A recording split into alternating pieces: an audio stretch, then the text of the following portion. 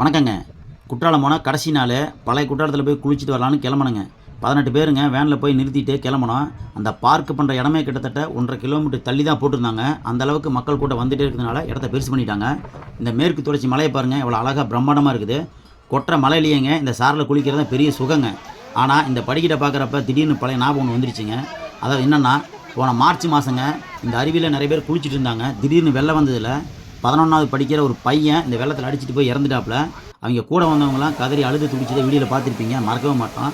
அது மட்டும் இல்லாமல் இந்த படிக்கட்டில் வெள்ளமாக தண்ணி வந்துட்டு இருந்துச்சு. அதில் குழந்தைகள், பெண்கள், சிறுவர்கள்னு அலறி அடிச்சுட்டு ஓடி வந்தாங்க. அதுவும் பார்த்துருப்போம், அதை மறந்துக்க மாட்டோம். இந்த கல்வெட்டு கிட்டத்தட்ட யாருமே பார்த்துருக்க மாட்டீங்க.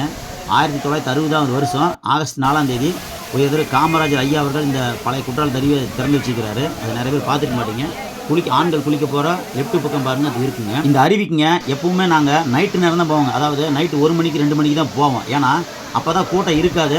இன்னொன்று பார்த்தீங்கன்னா, நைட்டு நேரத்துலைங்க அந்த பக்கம் ஃபுல்லாகவே மணக்கும். என்னென்னா செண்பகப்பூ வாசங்க பயங்கரமாக மூக்கு தொலைக்கும். அட்டகாசமாக இருக்கும், நம்ம உடம்புக்கு புத்துணர்ச்சியாக இருக்கும். அந்த வாசத்தோட அந்த அருவியில் குளிச்சுட்டு அந்த தண்ணி குடிச்சோம்னா அவ்வளோ சூப்பராக இருக்குங்க. அதனால் நைட் நேரம் தான் போவோம். ஆனால் இந்த விபத்து நடந்ததுக்கப்புறங்க, இந்த பையன் இறந்ததுக்கப்புறம் டைம்லாம் குறைச்சிட்டாங்க. அதாவது காலையில் 6 மணிலேருந்து நைட்டு 8 மணி வரைக்கும் தான் குளிக்க முடியும். அதுவும் சாயந்தரம் 6 மணிக்கு மேலேங்க நம்ம வண்டியை உள்ளே விட மாட்டாங்க. 5:50 பாஸ் போட்டுருவாங்க. அதுக்கு மேலே வண்டி உள்ள அலோடு கிடையாது. வழக்கமாக போலீஸ் பாதுகாப்பு கம்மியாக தான் இருக்கும். ஆனால் இந்த சம்பவத்துக்கு அப்புறங்க அதிகப்படியான பாதுகாப்பாக போலீஸ்காரங்க கொடுத்துருந்தாங்க.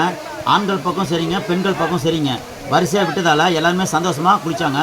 அது மட்டும் இல்லைங்க, பெண்கள் பக்கம் பெண் போலீஸ் எல்லாம் தண்ணிக்குள்ளேயே போயிங்க பத்திரமா எல்லாத்தையும் குளிக்க வச்சு பாதுகாப்பாக அனுப்புனாங்க. அதனால் எல்லாருமே நிம்மதியாக குளிச்சாங்க. தண்ணி வெளியே போகிற இடத்துலிங்க தடுப்பு கம்பி முன்னே உயரம் கம்மியாக தான் இருந்துச்சுங்க. இப்போ இந்த சம்பவத்துக்கு அப்புறங்க நல்லா கம்பியெல்லாம் கேட்டெல்லாம் உயரமாக போட்டுங்க தடுப்பு பெருசாக அமைச்சிட்டாங்க.